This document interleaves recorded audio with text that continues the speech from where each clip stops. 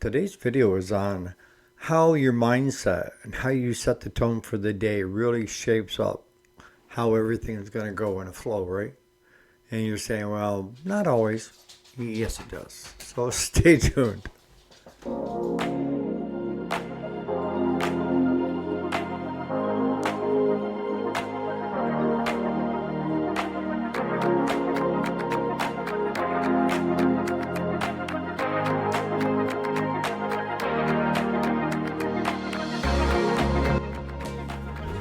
Alrighty, welcome back to the channel. My name is Eric. If you didn't already know it, and yes, this is the weekday, Monday through Friday. Today is Tuesday, the 11th of November, 2025. So what are we talking about when it comes to the mindset? You know, we talked here, I think it was like last week or the week before, about doing a reset in the morning and why it's so important. Because if you don't do a reset, and if you didn't see that episode, I'm not going to put it up here, is back there. It says reset on it. But in quick, short order, it's basically when you get into the shop in the morning, you don't just jump right in. You have a cup of coffee, just do your whatever it takes to get you into that mood of where everything's going to be good for the day. And what happened yesterday is not going to have any reflection on what happens today. And then you put on your big boy pants and you tackle the jobs for today. Why is the mindset so important? And I bring this up because I found myself doing it yesterday. Okay? I've been fighting with my cows now for a week of trying to keep them in. And I know, I understand the philosophy behind it because they like grass. And dry hay is not grass. They want the grass is so much better, tastes better, and they can consume all they want, right? They can just mow it down. So fences that have kept them in all summer long and never had one escapee, we've been now having problems. But it developed, I think, from one of the fencers going bad and a couple of the, what do you want to call it, juvenile delinquents getting out. Have now got them thinking they can walk through any fence. So we got every fence fixed. And so it's been weighing heavily on me of trying to keep them in, right? So I start getting into this not so good mindset. And the problem is you kind of have to separate shop and home, right? But kind of the shop is part of my home life because we're only working half days anyways. So it kind of blends. And so the boys were after me all weekend for not hunting with them. And it's because the basic thing is that every time I go into the back meadow, the freaking cows are there. And now if I go sit in the stand, that's all I think about is where are the cows? The cows kind of come down through while I'm sitting here because they follow the side-by-side. They can hear it. So I'm like, why go sit in the stand because they're just going to follow me anyways? And then I'm going to have a bunch of mooing cows below my tree stand. I got tower stands that are insulated with heat and everything. They're going to be down below that thing, mooing and mooing and mooing. And that's not going to help the average deer hunter, is it? Having a bunch of mooing cows below you, or, I mean, it would definitely be, I guess the deer are used to the cows, but not sitting there mooing at this piece of wood stuck out in the middle of the meadow. So I've been kind of, because hunting normally for me is, I can't wait for it to come, and then I think about it for the rest of the year afterwards. Last year I didn't get to hunt. I guess I went down there for half an hour. I had pneumonia, couldn't take it. Came back, and what happened. The rest is history. This year, I've been twice. I seen an 8-point on my second set that was out about 200 yards, and he didn't present what I felt was a good shot, so I didn't take it. But normally, I'm in the tree stand during archery, muzzleloading, rifle. I didn't do any archery. I didn't do any muzzleloading. And I've done 2 rifle so far. And we're about halfway through the season right now. So I went to try to go sit on watch yesterday afternoon, and I could see that one gate on the gate, there's one hook on the bottom where they stepped right over it, but the top one never got hooked the night before when the boys come up hunting. So I get over into the back meadow, and sure enough, there they are. So I round them all up, bring them all the way back up the hill, give them their grain, give them their water, go back, fix the fence, and by then, I'm like, I've had it. I went up to the house, put my hunting stuff away, give them a bale of hay, and called it a night. Whereas, I probably should have been in the hut. What am I bringing this all up for? Because it's your mindset. Because you start to, it gets to you. And if you don't reset in the morning, what ends up happening is everything that you go to accomplish is going to be like 10 times harder. And you're going to have this negative skew of everything. And let me tell you right now, if you're working in a shop with other people, it's contagious. You can say not, but it is. Because yesterday morning, I wasn't in a very good mood. I thought about going hunting, and I said, nah, screw it. I went up, make sure the cows were still in. I could see most of the cows across from Claude chewing on brown bales. Went down to the shop. And I'm making a list of things that I want to get done. And I forgot to tell you, I worked all day Sunday. So, I show up and I got a list of things that I want to get accomplished yesterday morning. And then Claude comes in. We say our greetings in the morning, good morning. And he knows something is off because I'm not saying a whole lot. I just start doing things. And doing things without even saying something to him. We had a four-wheeler in there that had a gas leak. At least the owner felt it had a gas leak. And Claude never put cardboard down underneath the four-wheeler to see if it was leaking. And then when I looked, it didn't have any gas in it. So I said to him, I said, there's gas out next to the wood splitter. If you want to put some of that in and put a cardboard underneath it. And I went out and I grabbed an armful of wood, brought it in, and got a fire going out in the shop area. To start getting things warmed up because we had a four-wheeler come in that the winch controls quit working, and she had parked it right underneath the eaves, and we had freezing rain the night before, so it was just a block of ice. And he was going to try to force the key switch. No. You're not going to do anything of the above. I said, we'll hook the winch right onto the ass end of it and get it inside. I'm getting a fire going, and we'll go from there and let it defrost. So I'm thinking he's cut a piece of cardboard and put gas into the four-wheeler. No, he's sitting there working on a battery terminal end that goes to the charger jump start unit where one of the handles come off. So he's playing around with that.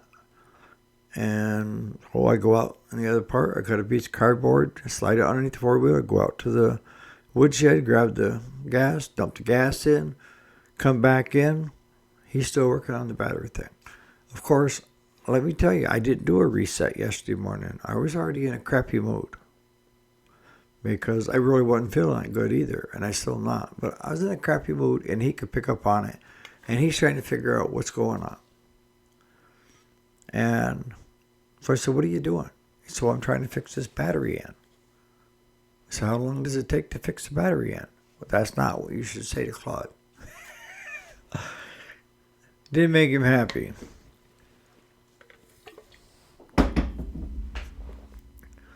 But that's what I'm saying, is that if I had done a reset yesterday morning, things would have been different because I had my Zen and recalibrated and just said, you know what happened yesterday is in the past. Let's just start from today on. And I didn't. I broke my own cardinal rule. So I'm looking at the tractor that needs to have shifting a shifting linkage put into it, and it's still sitting there. And I said, what do you think about getting this split today? I got all the bolts out of it. All it's lacking now is just to have a split.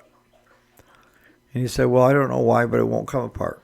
I said, well, there's two of us. Let's just see if we can't raise and lower jacks on the ass end and the front end to see if we can get it just a little bit apart. So I don't know what he was looking for, but he had a screwdriver with a end where you could hit it with a regular hammer. And he tapped it in just a little bit. But when it still sounded solid. So I told him, I said, you got to lift the front end up. Try doing that. So once he started bringing the front end up, I was able to get a screwdriver in to get it apart, enough to get a pry bar in. And then the pry bar got a little farther. And once it started going back, the front end all felt like it was going to flip over. And it's because Claudia forgot to put the blocks underneath and if you're going to split a tractor, you want to make sure that if it's on a pivotal center in the front, that you take wedges and you come in from both sides on top of the steering main bars that go across to keep that unit from tipping side to side. You need to have those in. He didn't. I said, where's the wedges? And he said, well, last he knew they were outside and we had freezing rain and everything else. I'm like, I said, do you have any blocks that we can drive in there? But the blocks that he had were too thick. Where a wedge you can take in the way you want it and then you can adjust. Putting a 2x4 piece in there was just too much. You couldn't get one on both sides. So I'm like, I think I can hold that there. Let me just see if I can't. I said, right now, these pieces, you're shifting, and I could just have to go down just a little bit to slide back. And once that happens, we can roll it. So he decides to take off and go to his house and get some 2x4s, and then grabs the steel or the skill saw on his way down through back into the shop where I am, where I've already got it split apart. I got it past where the things are, but I can't get it to roll any farther without feeling like it's going to tip it off the jack, because all he's got is a floor jack with an 8x8 underneath the ass of the tractor, and every time I go to push, that block would push with me, but the jack would stay centered. I'm like, this is not good.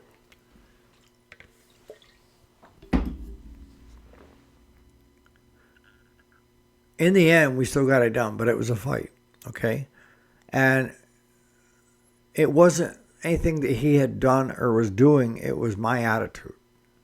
My attitude is starting right off in the morning.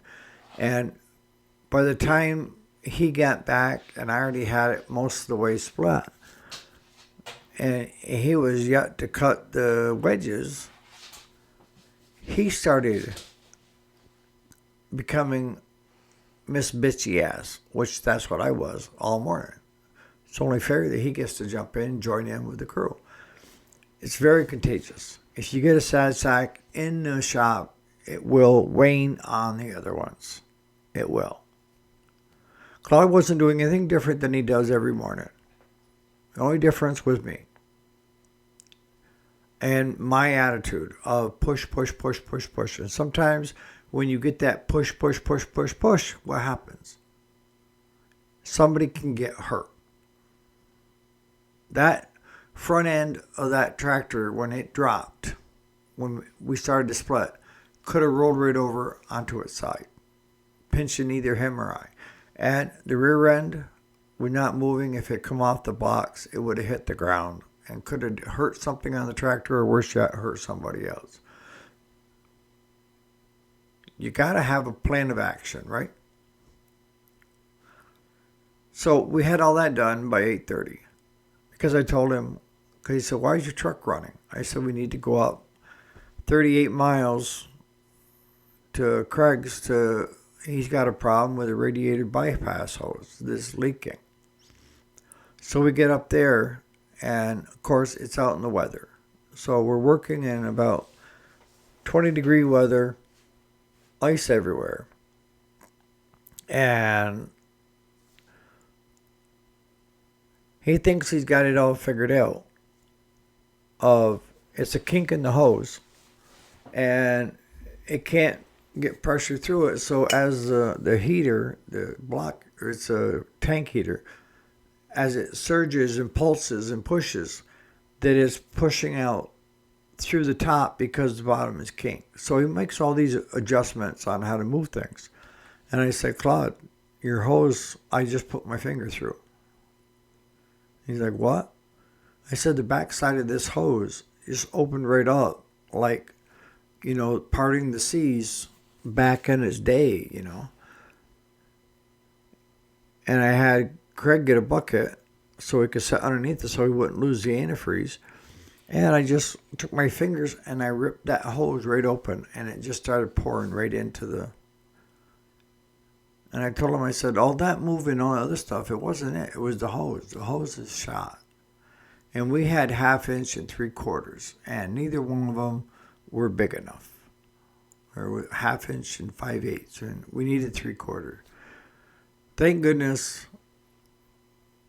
a guy that I went to school with in high school, and Claude takes his vehicles to get inspected and all that stuff, lived just up the block from this guy. So we didn't have to drive all the way. Closest one would be around 29 miles to the closest auto parts. So I said, let's take it and give it a shot and see if Gary's got one.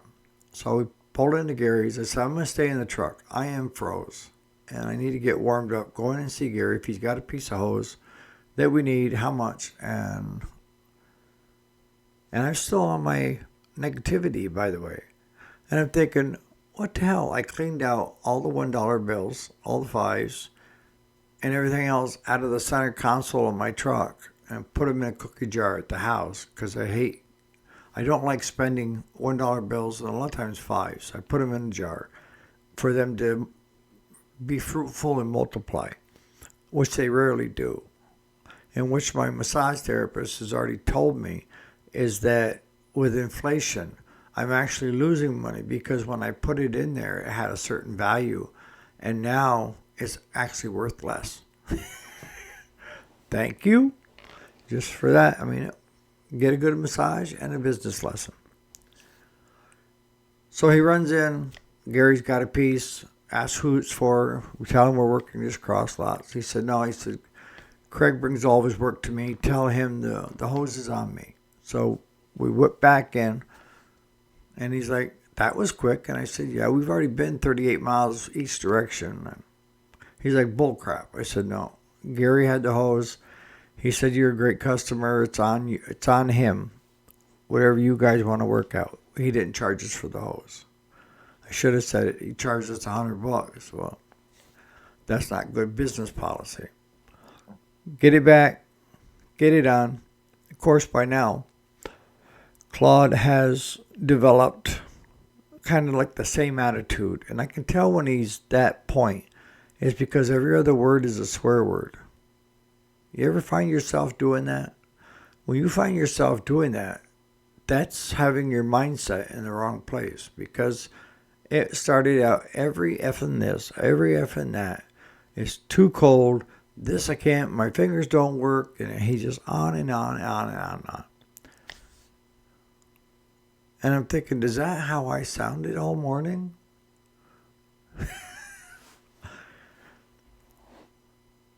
But it set the tone, okay? And then I was going to go hunt last night. And as I was telling you, is that I got over to the gate, the second gate, and the boys only hooked the bottom rung. The cows had stepped over top of the fence and gone right straight through. And I unhooked the bottom fence. By the time I hit the bottom of the hill going into the back meadow, they were all coming on a dead run. My cows are trained they get grain. And the only reason they get grain is not if they get out, it's when they get out.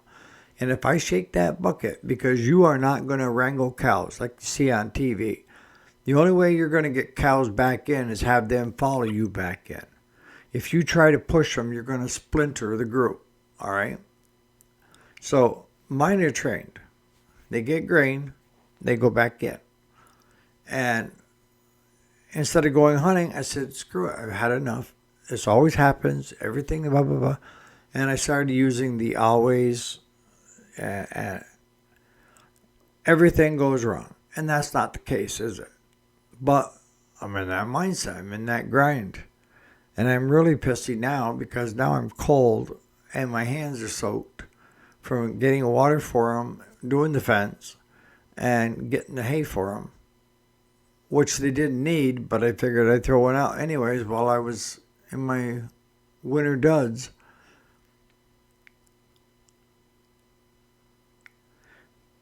But how you come into that shop in the morning is going to dictate how your day goes.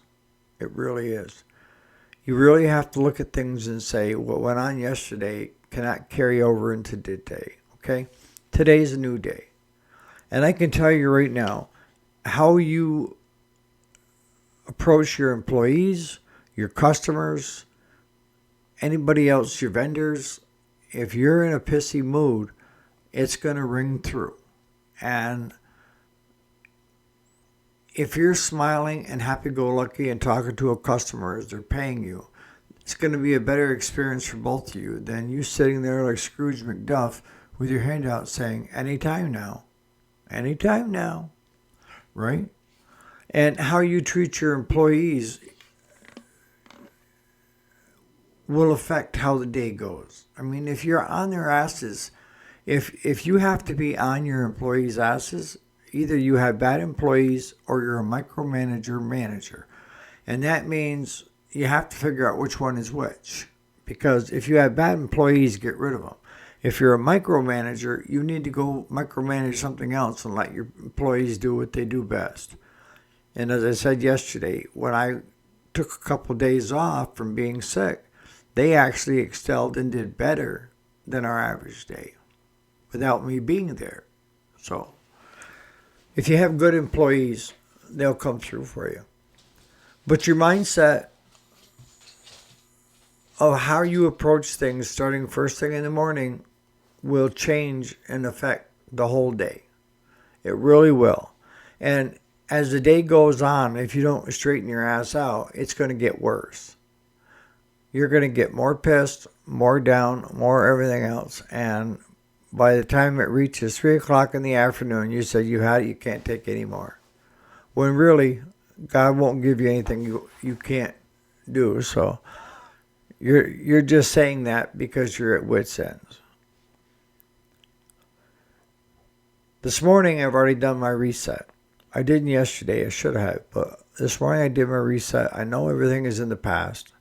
You know, it's like that cartoon thing with the kids where the man hits with the stick and says it's in the past or something. Think about that today as you're going into it. And write in the comments different instances where you found yourself in the same situation. And what were the outcomes? Was it good or bad? Because if you are in a bad mood around a customer, you're not going to want that customer to come back again. I can tell you that much right now. You really aren't. Doesn't matter how great a work you do. But if he's known you for a while and most of your interactions have been good, he'll let you slide on one. But if he sees a pattern of it, that's the way I am anyways. I don't need to deal with people that are pissy all the time. I mean, I try to avoid them with the plague. And that's what customers do. So on that note, put in the comments if instances of where you found yourself doing saying things like, it always happens, everything goes wrong, it's always this way. And, you know, you start down that thing and when you honestly, if you looked at it, you know it didn't always go this way. It didn't always happen, that thing. And everything else. And what were things that you did to turn the day around after it got started? Did you catch yourself and then did a reset of some kind? I'm curious to know. So on that note, you guys have a great Tuesday. I've got cardiac rehab this afternoon. My son's coming out to hunt this morning. I'm trying to decide whether I want to hunt this morning because, I got some cows that have long horns on them. Maybe I'll take a spike horn, a black and white one. You guys have a great Tuesday.